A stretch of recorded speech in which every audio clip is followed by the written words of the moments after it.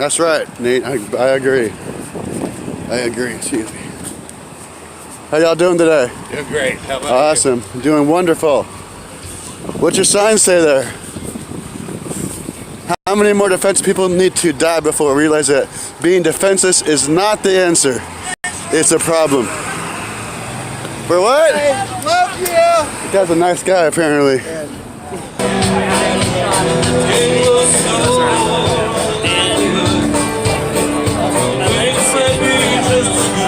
We're gonna try and go a little deeper. Excuse me, sir.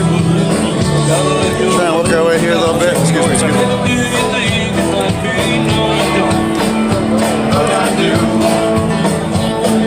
Excuse me. Alright, so we're walking. Oh my goodness.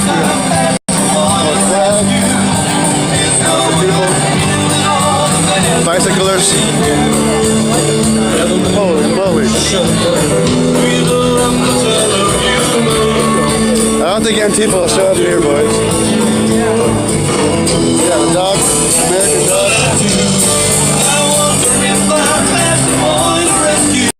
We got a stage. We got him. Now I'm fucking pest path. People know we're legit out here. We ain't messing around. Yeah. We'll walk up to the state capitol. There's like people up there chilling.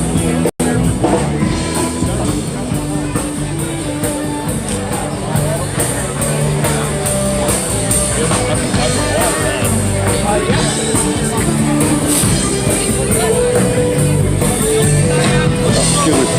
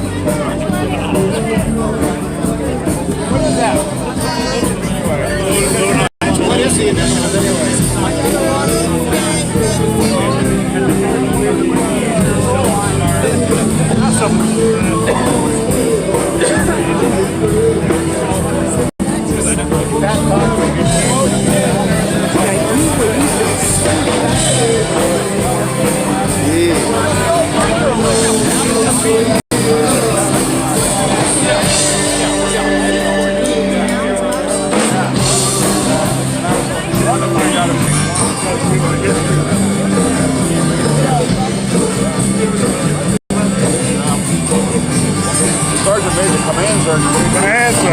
Also, is there more than one war? Is there more? What was your second? CIB with a star. I've been in 10 wars under. I've been in 13 wars under 10 presidents. Holy smokes! 1962 to 2015. As a command sergeant major, I brought this because there's too many goddamn guys thought they could sharpshoot me today. He said, how the hell can you be in the Army for 53 years? Well, you ignorant fuck me, I'm a command sergeant major of double O2. You the press? The modern day adventurist. Okay, take this motherfucker right in up. Like a 214 or what is that? The only thing it means is the blue. See what the blue says here? It says, Kevin, get your glasses. It says, I need glasses, is what it says. Okay, it says, a command sergeant's major and sergeant's major headquarters and ACOM Army Command serving in nominative positions, 00 Zulu, that's what I am, where the officer is a general, that's 4 stars, officer or senior executive service civilian, that's usually GS 17 or above, presidential appointment, or serving as a commanding sergeant major, U.S. Army Sergeant's Major Academy, or executive officer to the sergeant major, may serve is authorized to serve up to 35 years in grade. Some of these later your first MOS? Some of these later ones were more recent. 11 Bravo, 11 Charlie, which is weapons, light and heavy. And then I was in the Army when they created the 18th Regimental Field Special Forces, and I helped implement that in the Army. Heck yeah. You can take that if you want. You can have this? Thank you. So you don't misquote. I won't misquote anything. Okay. much. What the deal is in a command sergeant major, They look just like you could this. stay in as a nominative 00 Zulu until you either reach age 70, which I did in 2015, or you have 34 years in grade as command sergeant major. I only had 31 years. Oh my Okay, goodness. most people you talk to, I was in the Army 30 years. But how long was you in grade? What was your rank? How long was you that? Right. I was in grade as a command sergeant major from 1984 to 2015. Holy moly. So just look at the wars that went on.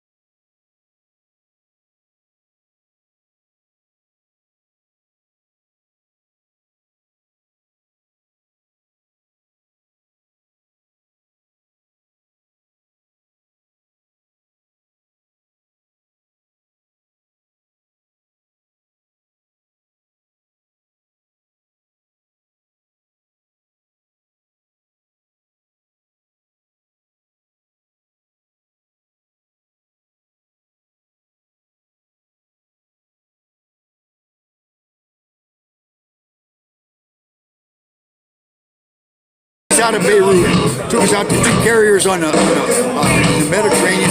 They catapulted us off of two separate jets. We went to Sigonilla Naval Air Station it's not in Italy. It's just south. Well, anyway, they had a C-5 waiting for us to take us to Fort Stewart, Georgia, because Ronald Reagan decided to invade Grenada on October 25th, 1980. So that's how I was involved in that. The reason I was involved in that is because at the Sacramento Army Depot, and we built a TRT-22 radio transmitter, an AM radio transmitter, a 50,000 watt transmitter that would fit on a C-130. Everything, the antenna, the generator, the studio, everything. We built it at the Sacramento Army Depot. And they used it in Grenada because the SEALs blew up the Cuban radio station, and they needed a radio station to broadcast to the Cuban people, the people in Grenada, where to get water, where food, because hey, once the Marines and the SEALs and the paratroopers got there, all hell. Okay. So our job was to install the radio station, put it up and get it running, and then we turned it over to the Navy. The Navy actually ran it, spoke the language and the whole nine yards. But we had built the radio station. It was our station. We built it for the Special Forces, PSYOPs. And so that's how that worked out. So that's how I made the Grenada, and how I basically the same thing in Panama. So are you. God bless you all. We had Bose Wave Radio make us sound jeeps for the PSYOPs units at Fort Bragg, and you can make loudspeaker stuff. And Bose Wave made them. They were $1 million a piece. You could blast it. It was 1,000 dB. You could blast 1,000 dB. This is about 250, maybe 300. Maybe. That's right. 2000, it was scramble your egg. Yeah. And that's okay. Remember Ortega? Yeah. He went to hide in the Spanish Catholic nuncio down there. Now that nuncio was built 8 years after Columbus discovered America, 1491, I think. We directed our speakers onto that nuncio in Panama for 3 days. We let the Catholic priests and all the religious people come out and go, hey, you scramble their egg. But we only wanted him to, we wanted Noriega to come out, surrender. He would come out. So we blasted. Now we knew he didn't like rock and roll music, AC/DC. So that's what we blasted on from them speakers. Heck yeah. After 3 days, he came out. He was bleeding. Every organ, he had blood. I mean, he surrendered. Oh my goodness. He's still in jail. Oh my goodness. That was Wow. us too. You have some amazing stories. I appreciate your time. My name is Portland Andy. What's your name? Sergeant Major. Sergeant Major. All right. That's my name. I appreciate your time. Thank you so much. Hey, and while we're away fighting on the United States, no U.S. soldier today has ever fought for the Constitution on U.S. soil since the Civil War. Yeah. All of our wars have been undeclared in shitholes all over the world. And while we're away doing that, state legislators like this, California and others, are taking our Second Amendment rights for us when we're defending them for everybody else in the shithole. We train lepers in leopard colonies how to defend themselves against tyrants. Think about that for a change. And you guys, taxpayers, are paying for it, but yet your own elected legislators are taking away our rights. That's right. That's why everyone's here, right? That's Thank why you, I'm Sergeant here. Major. Appreciate your time. My guns, I lock my doors for your protection, not mine. That's right. That's right, boys. We heard it here first. That was Sergeant Major. Oh, someone's talking. Let's go see what they're talking about. I absolutely love cover bands, so I'm glad that they were able to play. All right, so our next speaker is going to be Representative Bill Post. Let's go hear what Bill Post has to say.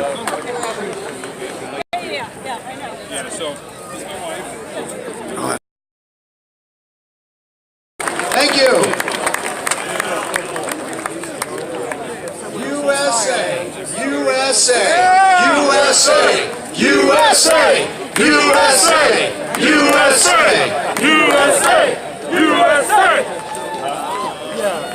Ladies and gentlemen, thank you for coming today. My name is Bill Post. I'm the state representative from Kaiser, St. Paul, and Newburgh. I work in the Marble Nut House.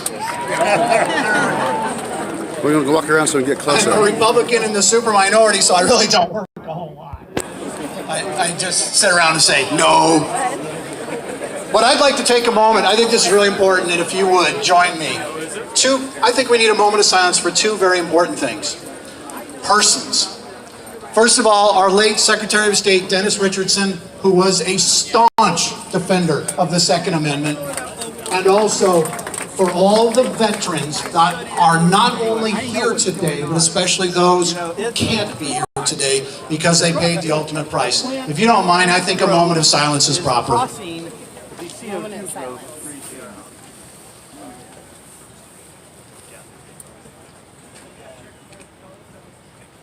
Thank you.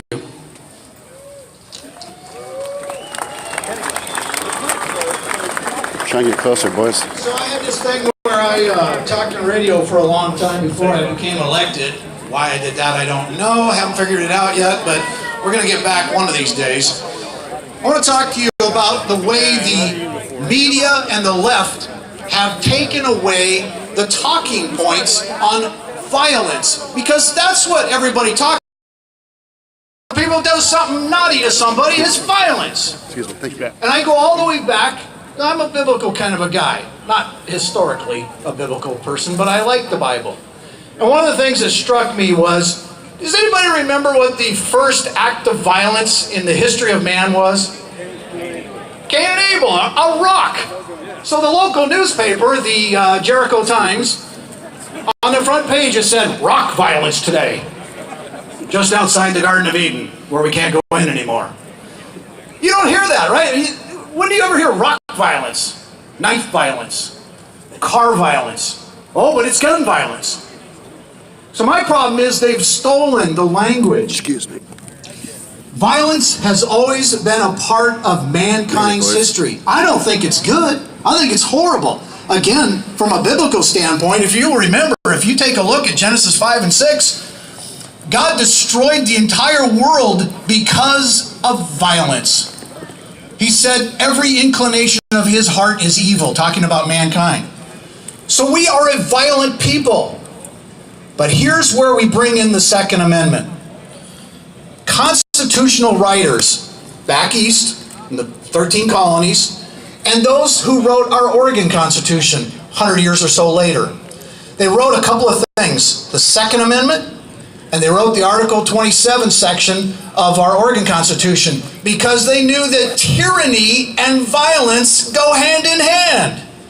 Tyranny begets violence, and we have to protect ourselves from violence and from tyranny. And that's why I will always defend the Second Amendment, and even more so if you're an Oregonian, Article 27 of our Oregon Constitution.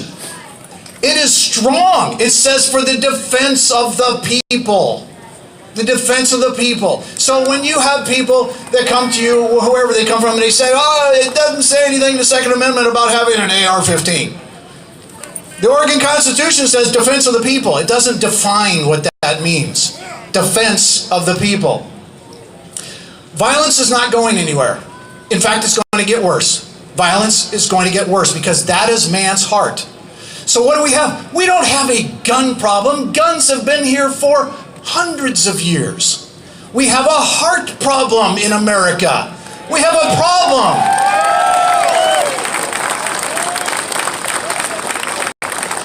I'm going to tell you what the answer is. Now, some of you may agree and some of you may not agree. I believe if we turn our hearts back to God, we will find peace.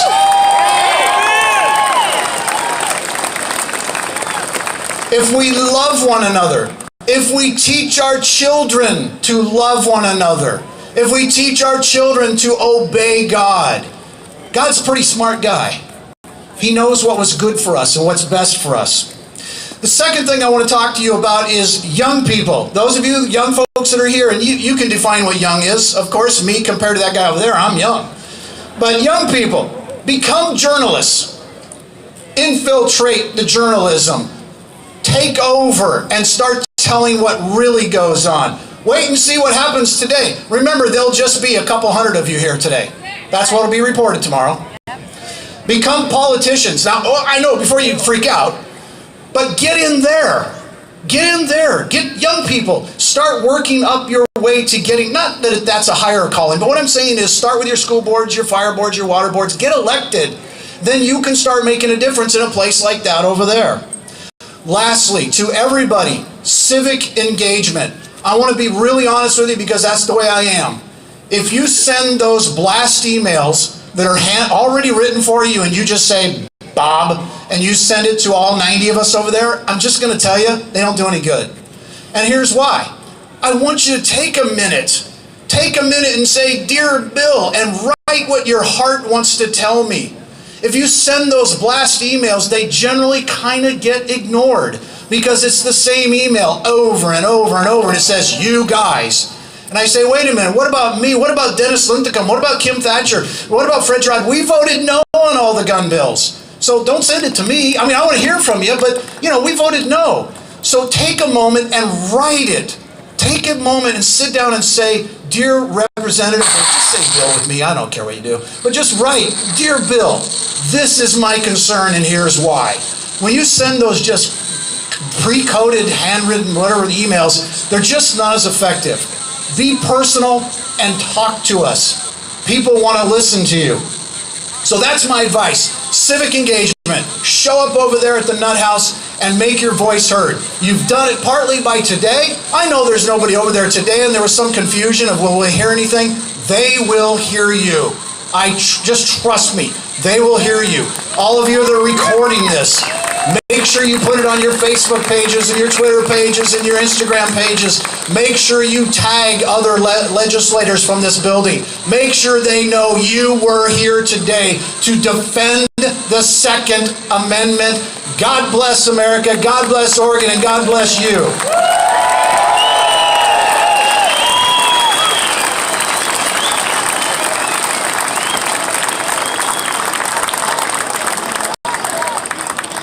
All right, big thank you to Bill over here. That was incredible.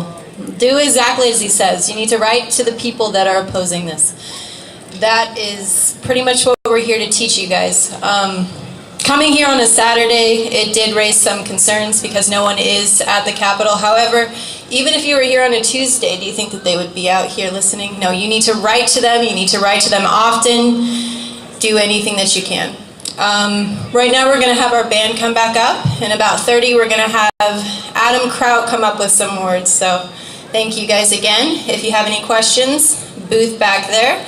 And we are selling off those combo Raptor Talons where 100% of the proceeds are going to go to this effort as well as efforts that will continue after this rally. So thank you.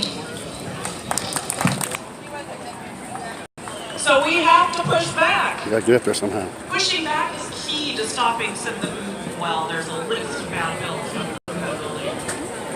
But as the session opens, Senate Bill 501 has legs. Yeah, any ruling in two-way rights favor.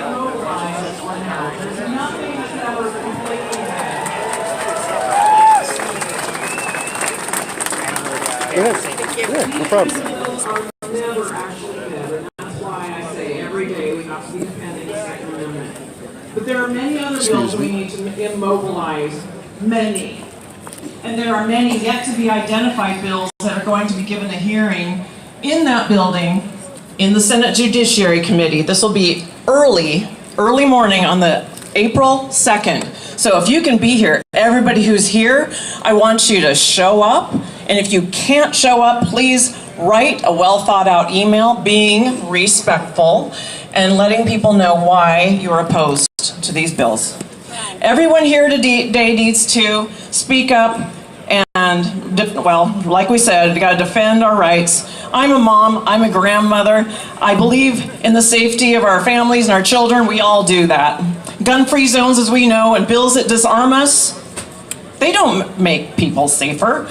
They make us all less safe. They endanger lives and put us in the crosshairs of criminals who don't give a rip about any laws. We cannot forfeit our self-defense rights for the political gain of a few politicians and billionaires like Michael Bloomberg. These folks have made it their mission to confiscate our firearms. They all have security details. We don't. Our families don't. We are the security detail.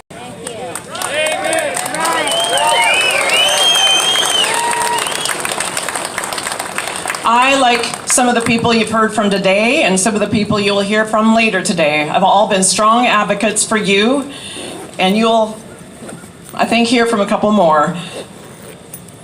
There are just not enough of us. We need you. And we need you because we can't do it alone. We have to work together. Activate people around you. We need those who believe in defending their second to get active in their communities. Get active in state politics. Run for office. Run for a position in your party. Join a party if you don't belong to one. Get active. Write letters to your state representatives, your senators. Show up in committees. There's written testimony you can do. We'll help you figure out how to submit it. You can just call one of your friendly legislators. Or you can just call yours. Just don't tell them what you're doing. Anyway. Just tell them you want to submit testimony. I just don't want you to be put off. But there's a lot of things you can do. Get on Twitter, get on Facebook. Make sure that people in your sphere of influence know the truth. Because I think the truth is on our side, but always be respectful. We have the facts. And defending the second is not just a one-day thing. Gotta keep up that fight. Thank you so much for being here and being peaceful. All right, Miss Thatcher. Wonderful. So we're giving the band just a short break. I just met this lovely girl here, Savannah. She has a few words for you. I will hold this microphone for you. Thank you. Hi, I'm a 15-year-old kid who goes to Lake Ridge High School in Lake Oswego, and I don't want to sound basic, but I don't feel safe at my school at all. In Lake Oswego, there's a bunch of rich, suicidal kids strung out on antidepressants that could go off at literally any minute, and there's no security at my school. My dad walked around my school for about 10 minutes, and no one dared ask him, you know, like, oh, who are you? What are you doing at this school, like, walking around? And I want to know when people decided to listen to these high school kids.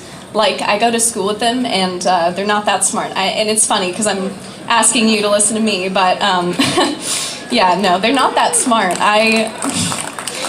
I want to know who decided, oh, let's let these high school kids who are completely uneducated make our decisions for us. Oh, it's okay, they're trying to make a difference. Well, it's for the wrong cause.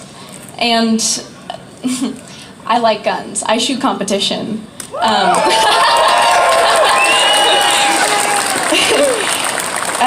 I get a lot of bull crap because of it. I remember this one time I was talking to my friend and I'm like, oh yeah, this weekend I'm going shooting with my dad, and she got scared. Like, no joke, she got scared. Anyway, I feel like sometimes high school kids, you know, just doing certain things and going on these protests, I feel like that's telling a chef how to cook. Listen, gun control isn't going to do anything. People are making it harder for law-abiding citizens to abide the law. And I know that's the case for a lot of things, but this is the Second Amendment. We should be able to protect the future. Secure our damn schools and stop listening to emotional, dumb kids. Please. Savannah, everyone, look at that. America's future. Thank you guys again for coming. We're gonna put the band back on for a little bit. Adam Kraut will be up after that, so be sure to listen to him because he's pretty smart, knows what he's talking about. So thanks again, once again. If you guys have any questions, find us back there. I really like to thank everyone that has helped put this together. My family at Radiant Weapons, Noveski, Oregon Rifle Works, OFF, Oregon Pushback. There's so many companies that have put so much time and effort into this. So thank you to everyone.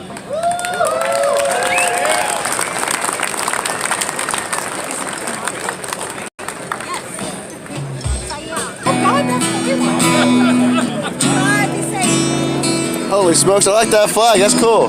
Did you make it yourself? Did you design it yourself? No, actually, I went on a big search on eBay. Oh, word. That's cool. Oh, word, man. Cool looking flags for sure. Yeah. Has it like the quote? Good designs. Well, look at that cute dog. Holy smokes. What kind of dog do you have there? That thing is cute. Yeah, he's like a red heeler mix. Oh my goodness. Yeah, we've had him a long time, but he was a mutt when we got him. Oh my goodness, such a cutie.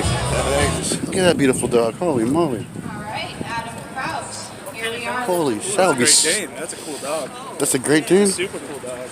I'd be scared if that dog rolled up on me, man. That thing is beastly. That thing is massive. Sharing your passion about firearms with another is possibly the single most effective way to change somebody's perception on guns. You see, growing up, I grew up in a house where we didn't own any guns, and quite frankly, we never really talked about them. They weren't part of our lives. At some point, my parents bought me a BB gun and I took it around the backyard, but nobody ever showed me how to properly use it in a safe manner or even the basic function of it. It wasn't until one fateful day when I was 12 years old at Camp Horseshoe in Rising Sun, Maryland, that I was put behind a bench on the rifle range. That was the day, at least for me, my life changed in relation to firearms. I was peering down the sights of a Marlin Bolt Action 22.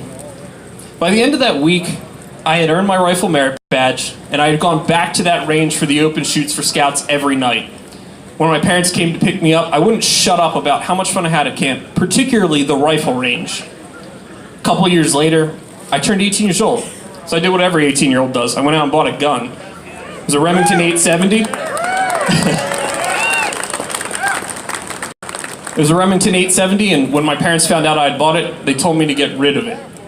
I still have my Remington 870.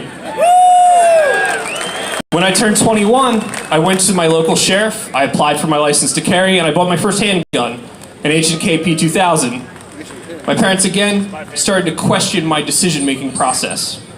They were dismayed, to be quite frank. At this point, the conversation about guns in our home had been happening for some time. I bought more guns, including an AR-15, which made my parents even more unhappy with me. I was even asked, what do you need that for? And the questions that you usually get from people that don't understand the usefulness of firearms. Right around the time I turned 23, my dad approached me out of the blue and asked me to take him shooting. So naturally I obliged. We went to the range, and after some basic firearm safety, we started shooting. You see, folks, this is where it all started to change. After shooting a few rounds, that same stupid grin that was on my 12-year-old face back at Camp Horseshoe was now on my dad's. Shortly after our trip, he bought his first gun. He got his license to carry. And his attitude about firearms began to change. While he still held some views that were contrary to mine, such as the usefulness of AR-15s and standard capacity magazines, he went from being staunchly anti-gun to somewhat pro-gun. And as time wore on, his opinion about AR-15s and standard capacity magazines has also changed. He now believes that people should have them and understands that the Constitution protects that right. However, change didn't happen overnight. You see, my dad was born in New York, grew up in New Jersey. His only experience with guns was what he saw on TV shows, on the news, and in movies. It wasn't until we went shooting that he ever even held a gun. But just like that, the myths and misinformation he had been fed his whole life started to dissolve. So, if the question you have is, what is the most effective thing you can do to help solidify the future of firearms rights here in Oregon and here in the United States? I would tell you it's as simple as just taking a new person shooting. Show them that guns are just tools that can be used for the defense of yourself and your loved ones, or even just having a good time with friends at the range. Your positive interaction with them will likely change their perception on firearms and may even possibly turn them into a future Second Amendment advocate. So, while engaging in one-on-one interactions like that may help sway the opinion of a person, there are others who require a different sort of touch. Every once in a while, some elected officials need a reminder that they're elected to serve the people.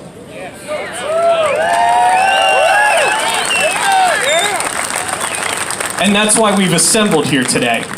To remind the people that work in the marble nut house behind me, their words, not mine, that they are in fact public servants. Now, some of them do know that. Representative Post was here, he spoke. Senator Linthicum also already spoke. Senator Thatcher already spoke. And you'll be hearing from Senator Linthicum later on. Unfortunately, nowadays it seems that more often than not, others forget that not only are they serving the people, but they need to do it within the bounds of both the federal and state constitutions. Oregon adopted its constitution back on February 14th, 1859. Article 1, Section 27 enumerates the right to keep and bear arms. It states that people shall have the right to bear arms for defense of themselves and the state. The federal constitution declares that the right of the people to keep and bear arms shall not be infringed. In District of Columbia versus Heller, the Supreme Court held that there's an individual right to bear arms, and that was incorporated by the 14th Amendment due process clause in McDonald versus Chicago. Yet, even in spite of Oregon's clear constitutional provision Senator Wagner and Representative Salinas sponsor a bill that would eviscerate your right to keep and bear arms.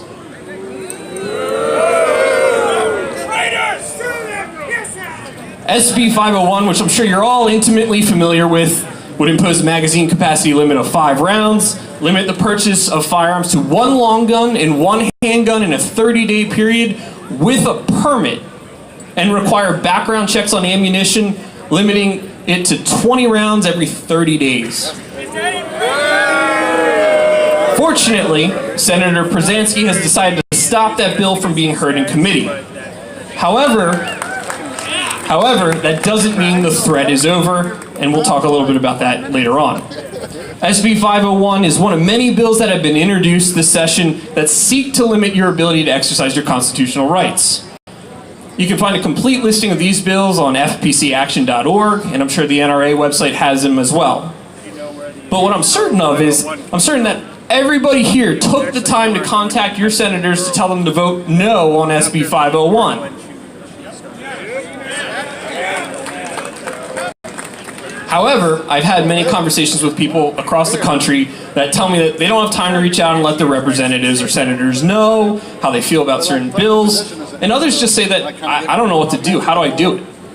Be it state or federal, the process is very easy. I always encourage people to just pick up the phone and call. Now, you heard from Representative Post earlier tell you that form letters he doesn't like, he likes them to be a little bit personal, and that's great. If you have the time and you have the know-how, do that.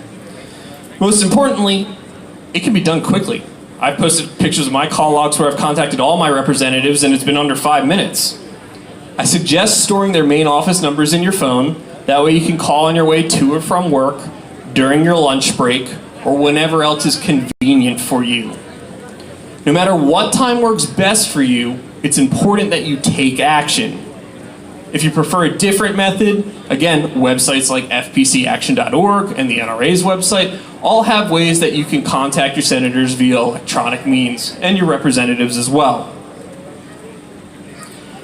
At the beginning of my remarks, I called you all advocates. But your advocacy does not stop here today with this rally. Once you guys depart Salem and you head home, there's more work to be done. There's more advocates to forge, and there's representatives to be contacted. The struggle to preserve our right to keep and bear arms never stops, nor should any of you. Thank you.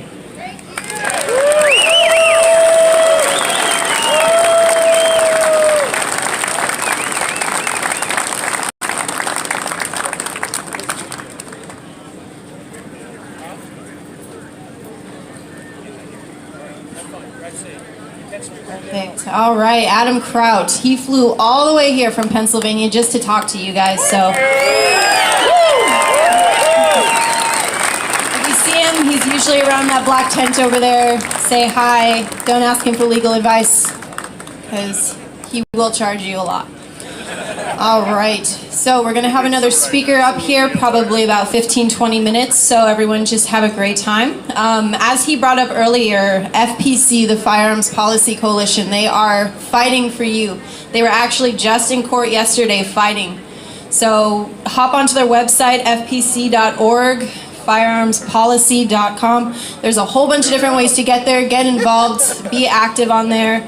They are seriously taking everything that you say, and they are truly fighting for your rights. So be sure to pay them some type of recognition. And I'm going to get down from here. Thank you. Enjoy the band.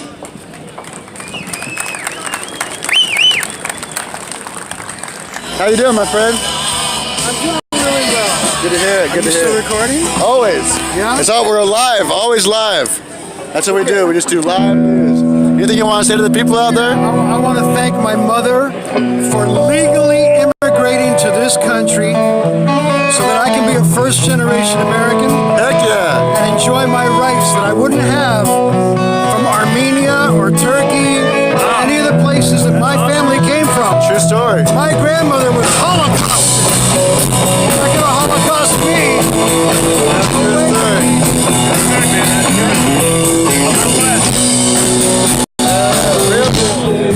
Oh my gosh! that cutie. The little bowling ball. He's cute. Like a bowling ball. This guy's carrying his sidearm, his rifle. Oh, they both got a rifle. There, rock and roll there. What I got. Another man. This is like a dog show. There's cute dogs everywhere. What up? He's got a really cool flag. He has a cool flag? Let me see it. And hat. I heard you got a really cool flag. Can I see your flag real quick? Oh, shoot.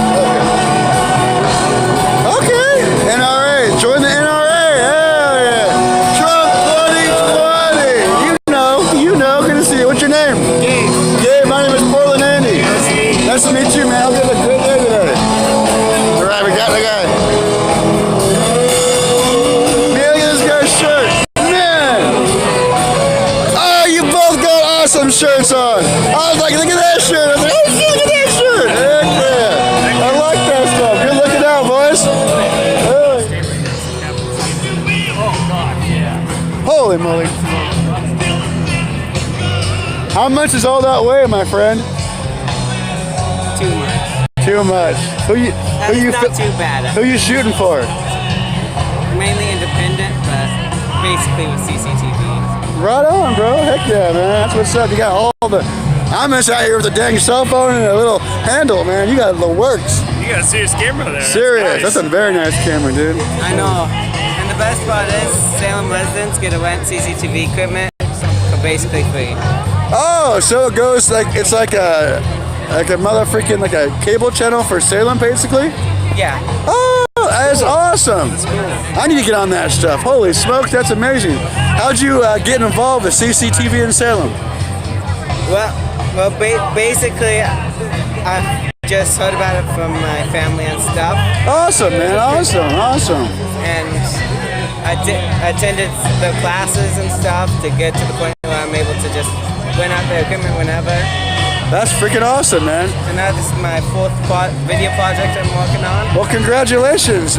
Do you have a YouTube or anything where you post stuff at? Yes, I mainly post videos on my YouTube channel, Stork Clips. Stork Clips? Yep. Okay, Stork Clips. You guys heard it here first, man. I'm always live. My name is Portland Andy. Thanks for your time, man. We appreciate you. Keep on getting the good footage. You too. Thank you. Man. Damn, that's hardcore. That's a message right there. What's your name? Carol. Carol. My name is Portland Andy. Man, that's a message. Holy moly. Hands up, Parker.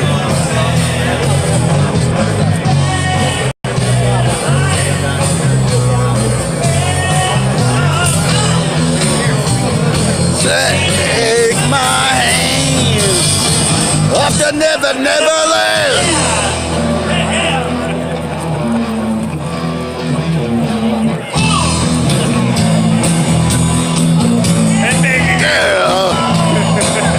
I'm dizzy.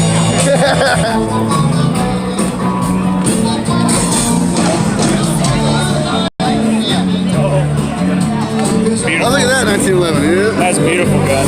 Beautiful dog, too. Oh, that is a cute ass little puppy, huh? Look how big those paws are. It's gonna be a big boy dog. He's going to be a big dog when he's grown up.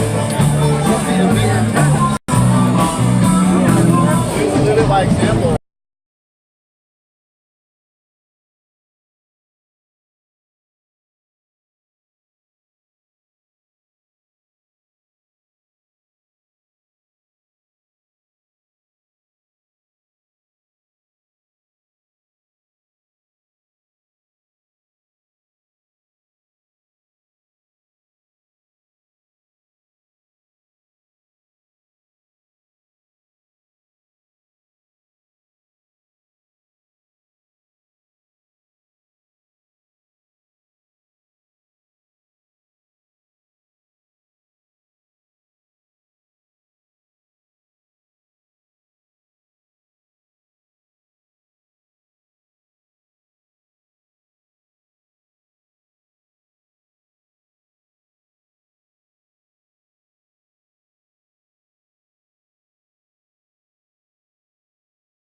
Great job, you've nailed it. And there's a couple other things that are worthy to be noted in terms of you guys look like the best constitutional crowd that I've ever spoken to. You know, I'm in love with the Constitution, right?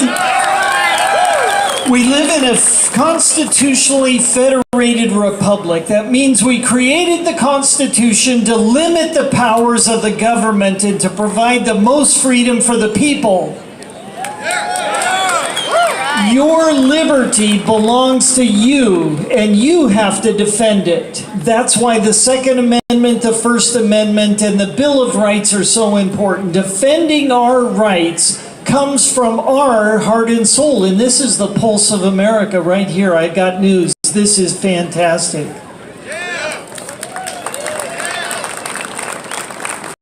There's also several things we should be aware of. Our founders were sheer geniuses. They understood what liberty looked like.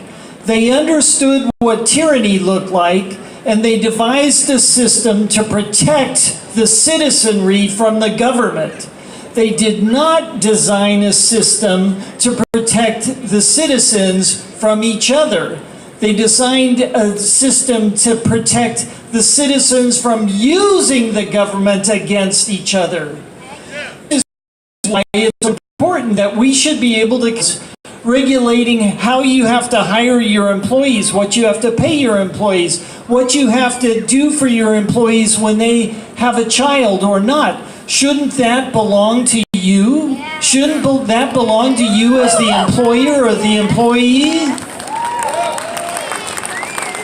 So what we see is we see absolute control. Control over your medical choices, control over your schooling choices, control over your ability to protect your own lives and liberty with the Second Amendment.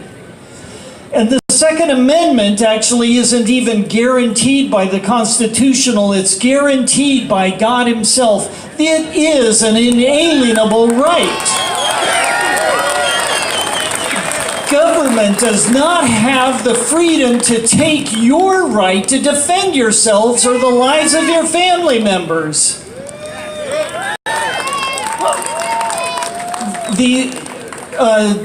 Let's see, who was it? It was Samuel Adams or John Adams, one of the two of them. It must have been John Adams said, "Do not be intimidated, nor let your liberties be wheedled." There's a word we haven't used in a while. Don't let your liberties be wheedled away from you by any pretense of politeness. Or, you know, can you imagine? We're just trying to be polite. I want to be polite. I want to be delicate. I want to be decent. John Adams said, "Don't let your liberties be wheedled away from you by any sense of politeness, decency, or delicacy, because these are just three different uses of chicanery, hypocrisy, and cowardice."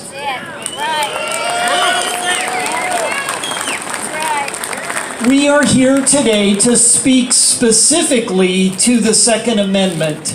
Your Second Amendment rights, your right to defend the lives of your family members, your own life, and the life of those that you may even encounter in adverse situations.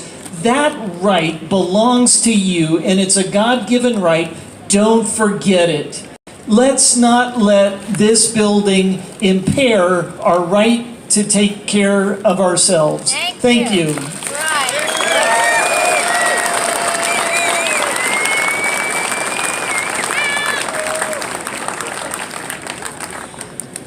Thank you very much.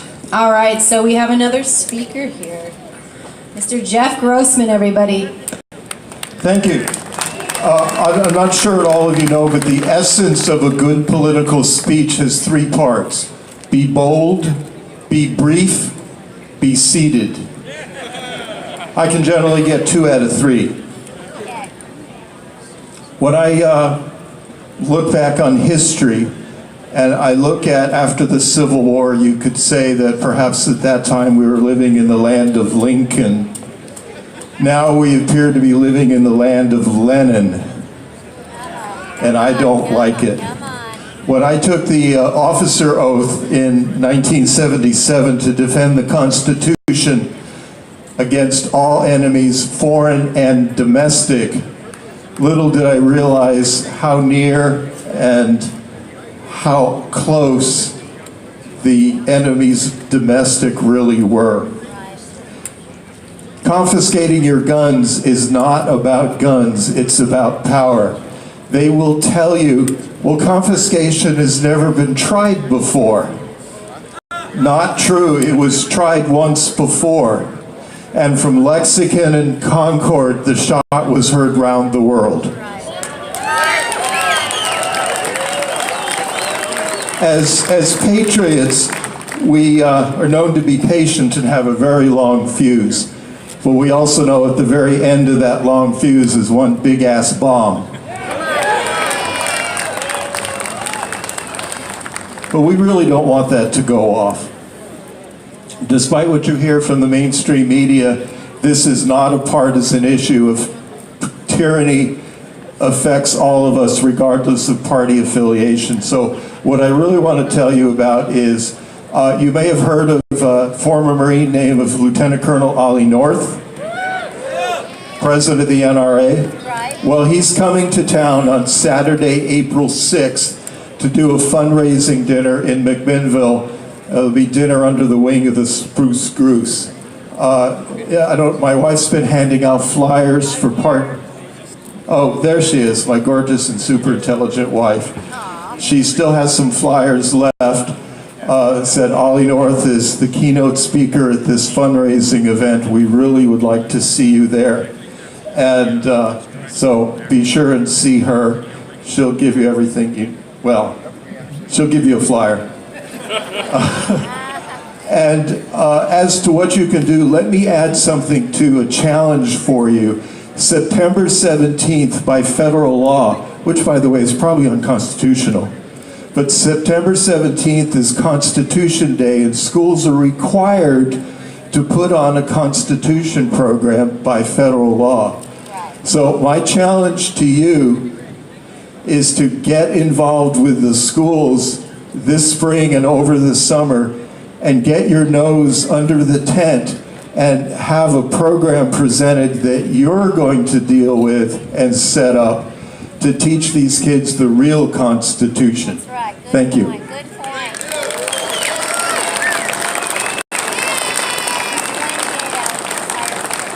Wonderful. I have one more speaker coming up here in just a moment. Before she comes up, I would just like to say thank you. I've seen a lot of industry partners here. We asked a lot of Oregon companies to help us set this up, and a lot of them did. So thank you to everyone. We see people from Noveski, people from SIG Optics, Weapon Outfitters from Washington came down here. We just met some people who drove up 17 hours from California. So thank you to everyone for coming out here today. This has been fantastic. My next speaker is Miss Maggie Rose over here. She's going to come with some more for you guys. You're not going anywhere. Get back over there. I can still be a first sergeant when I'm out of uniform.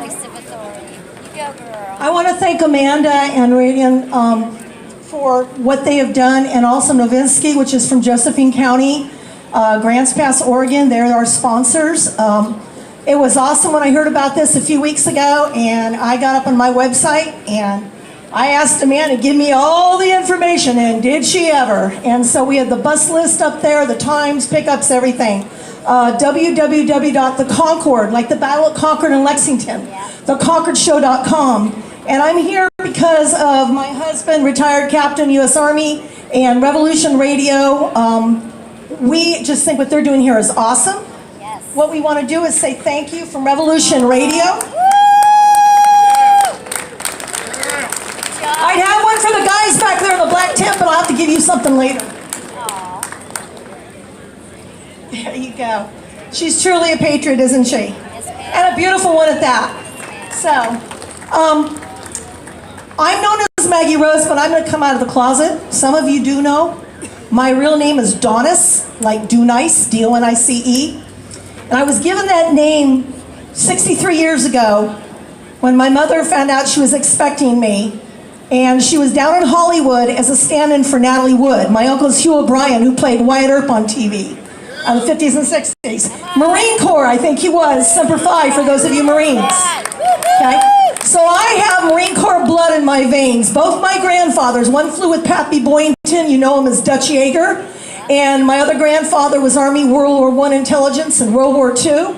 My fathers were both Army and Marine Corps. My husband and I were Army. My father-in-law's Air Force. So a big to everybody out there who served, men and women, thank you for your service. God bless you all, and for those of you that were in Vietnam, welcome home. We can't say that enough.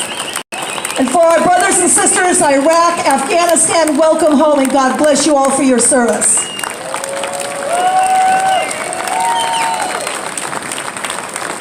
My girlfriend, who is right now taking care of an Air Force friend of ours who just came out of surgery, she told me about this book by Wayne LaPierre, Guns, Crime, and Freedom. And she started doing research out of this book and found out the first school shooting in America was 1927. She went through the list and she stopped around 1980 and she kept on going. One of the things I would like to do is I would also like to thank 3% of Oregon and those of you that have come from out of state. 3% stood with me both in Grants Pass, Oregon during the Sugar Pine Mine and also in Mauer, where I was with LaVoy Finnegan 4 or 5 days before he was assassinated. Okay? So rest for LaVoy. Janet Finnegan was in Douglas County a few weeks ago. They're showing the movie Dead Man Talking. She and Mike with Citizens for Central Government are coming up with part 2 and part 3 of those movies. And they're crossing the country. We also want to thank Tom McCurgan. Both he and Rob Taylor are with the sanctuaryordinance.com. The Second Amendment sanctuaryordinance.com is where you can go to find out about what they're trying to do with our Second Amendments here in Oregon. And we want to just thank both Rob Taylor. We want to thank Chris Brumbles. He's with the Oregon Firearms Federation, as well as OregonPushback.com. They're here today over on the right-hand side. They've got some things that you guys can sign. We also have www.defendthesecondamendment.org. When I entered the military in 1974, I was green, and I mean green in every way. I was wet behind the ears. I had not been taught my Constitution. When I graduated high school in 74, I had no idea what the Constitution meant. The closest I knew about civic government was they were starting this thing called Model UN in the public schools. I had no idea what a monster that would become later on. I have 2 relatives that went to school and became teachers. One taught at a junior college, the other one taught and is teaching right now middle school. I'm now, by those relatives, my blood relatives, being called a Trumpanzee, a racist like Hitler. They are now putting me down for the 35 plus years that I served in boots. And they've been basically saying, you gotta play along to get along. And I say, heck no. Heck no! For those of you out there, my family, blood relatives, and close friends, you're still my blood, you're still my family and friends, but you know what? I will never, never put down what I believe in. When I signed that contract for the Constitution to defend it, I had no idea that I myself was coming under the UCMJ. I didn't get to come under the Constitution, but I defend the constitutional rights of those. And for those of you that apologize to me and say, but I didn't serve, oh yes you did. Standing here today, you're serving, whether you know it or not. Don't tell me that you didn't serve and apologize because you didn't put on boots or go put yourself in the line of fire. You're in the line of fire right now, right? Right. Okay? So, and those women that are saying, oh, I'm just a housewife. No, you're household engineers. Right? The money, the finances, all the rest of it. So don't apologize. I have a thing I have a thing on my car that says, well-behaved women never make history. I would like to change it and say, well-behaved Americans are making history.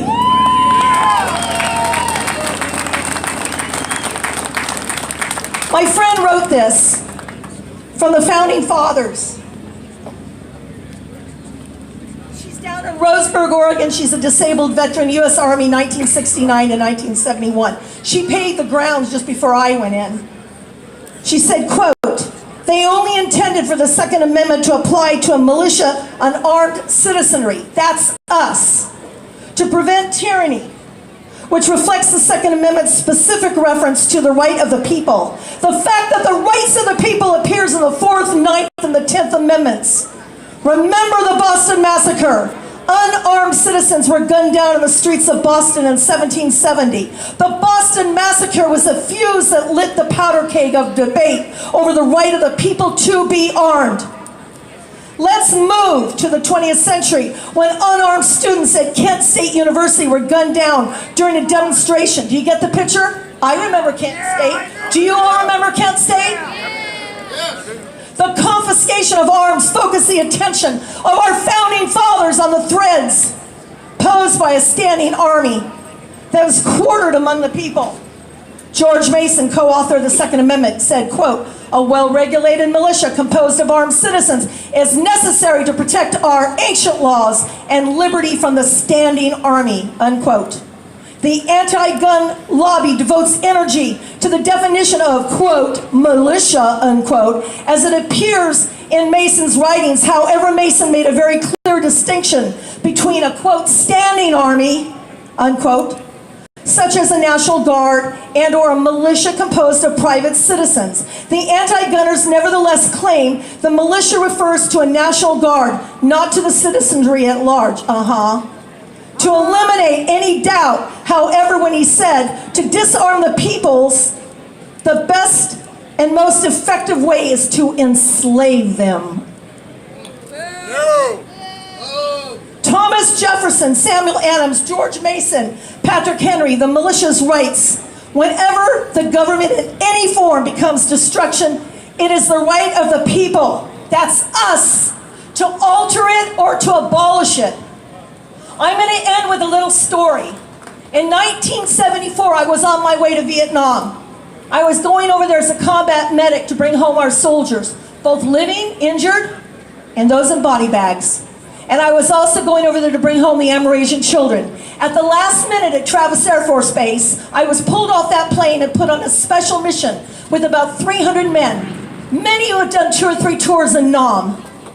5 of us women. Obviously, we weren't going to Nam now. We found ourselves landing in Korea. I was in Korea when Vietnam fell, and they brought a lot of the pain and suffering through the 121 evacuation hospital. I remember walking down the street one day with my friend Kim Se-hwan. He was a very famous guitar singer. His father was a TV movie star in Korea. And we're walking down the street, and this is where I found out what dictatorship is all about. We're walking along talking. He's a very famous guitar player. He plays a lot of American songs in Myeongdong. And all of a sudden, he wasn't beside me anymore.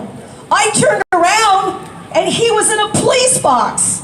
Some of the police officers had yanked him into their police station on the corner, and he was in a chair and he was having his hair shaved off because it was too long. That's when I learned a little bit about the country I was living in, dictatorship. When I was on the base, I was safe.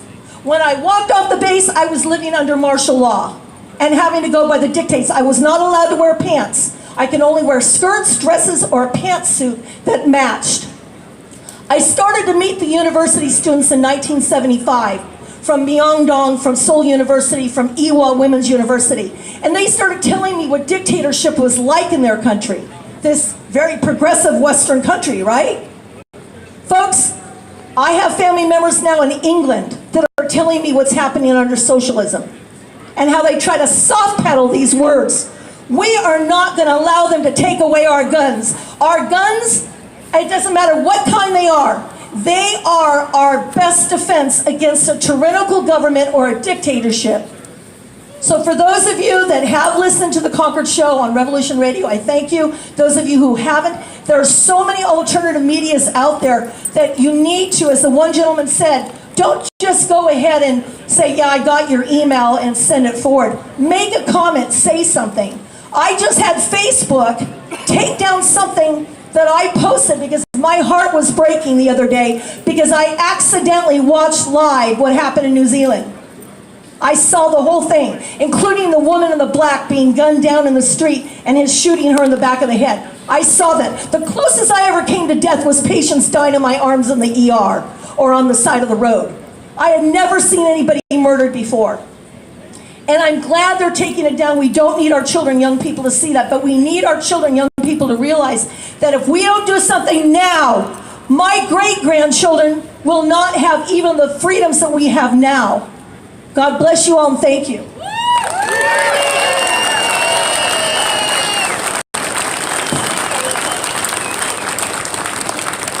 Perfect. All right, we're going to have the band start up. We might have some more speakers after that. Once again, if you guys need any help trying to, reach out to your legislators, we are always available. Real quick, I did need to say something. Somebody asked me to say something. We have Wayne right over here wearing the badge for Lavoie, and he wanted you guys all to know that the media is going to make this look like it's a white man, white woman issue. It's not. We have Hispanics here. We have Indians here from the cow tribes. We've got, yes, we have everybody here. So this is, this is not just a white man's issue. We have Afro-American men here that are standing with us as our brothers and sisters. And so we just want to make sure you know that blood, okay, we all bleed the same color blood. True. All right. So let's get this band back up again. Like I said, if you guys have any questions, we are right over there. We are literally here just to tell you what you can do to help.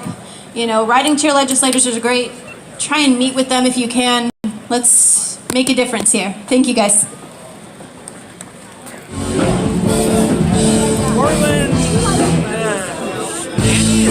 Yeah. Yeah, how you doing? How you doing, man? I'm a fan of your channels. Really? Yeah, I couldn't remember the name, but I'm Thank you. Names, but yeah. Heck yeah. I love much of your stuff. You're one of my favorite trolls. Thank you. Holy smokes, we gotta recognize. Hey, how you doing, sir? Hell yeah, man. Your live show. Yeah, well, yeah, of course you're live streaming shows. What's going on? Appreciate you making it, because the news isn't going to cover it. Right, for sure. I didn't want to see that there's actually all this many people that can get together without beating anybody up or hurting Thousands, anybody. right? Thousands of guns and nobody getting hurt.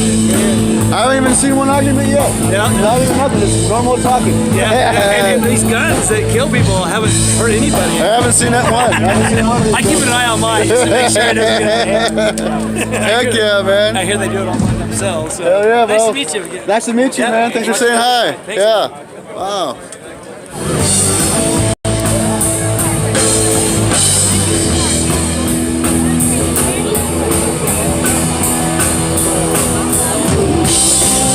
I don't even know what you're talking about.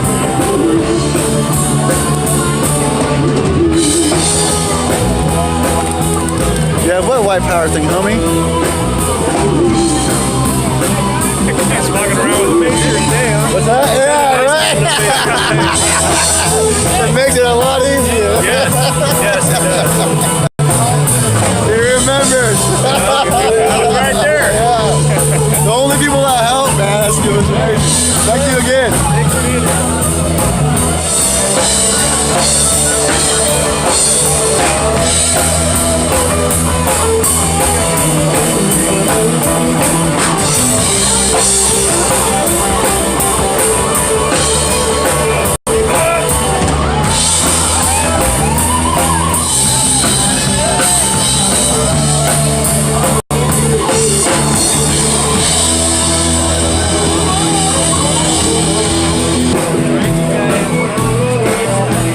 It's really good. How you doing, brother? Hell yeah. Essays for the Second Amendment.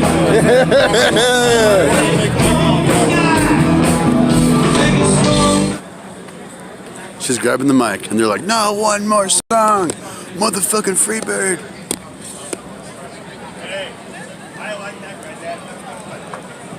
Hello again. All right, so once again, I would like to thank everyone for coming out. We have all these different people. We have a bunch of young people, a bunch of older people. This is just the best turnout that we could have possibly asked for. My last speaker is going to be Mr. Joey Nations. He is coming up here right this very second, so here he is. Thank you, Amanda, and thank you, Radiant Weapons. Can we get a big round of applause for these guys? Hello, everybody. My name is Joey Nations. I'm going to be really quick here. I am running against Kurt Schrader for Congress in 2020, and we're going to win. Now, I want everybody to know two things. The Second Amendment preserves everything else in this country. Do you agree? You have to be fired up about this because you cannot wish for a better life. You have to fight for a better life. If you want a better country, you're going to fight for that country. So I want to talk about something that the federal government can do, and that is constitutional carry. Does everybody here like constitutional carry? After I beat Kurt Schrader in 2020, the first thing I'm going to do is put in a constitutional carry bill that stops any infringement of the Second Amendment at the state level. And so I will be out there fighting for you 100%. Federal preemption is what we need. It will stop unconstitutional bills that they're trying to pass in the marble nut house. And so you guys want constitutional carry. Did I hear that right? Yeah!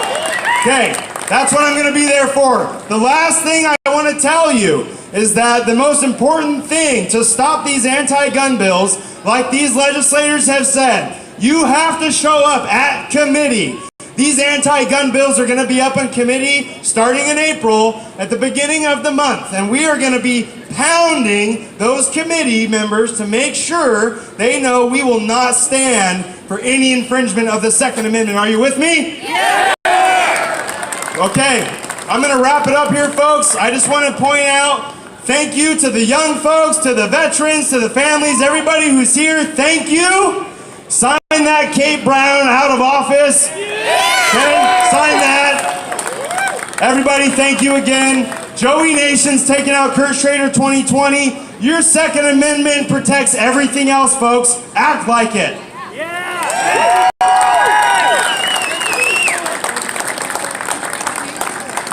So we are getting to the end of this little rally. I do want to remind people that this isn't the end, that we are not going to stop our efforts after this. We are going to continue to fight for you guys in any way that we can. So be sure to always visit www.defendthesecond.org.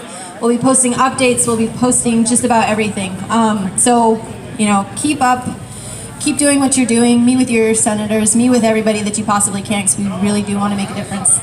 We're going to have these guys play a little bit more. It looks like it's going to rain here pretty soon. So, again, thank you to everyone who came out. Thank you to all you people. Thank you to everyone who supported us. Thank you, thank you, thank you.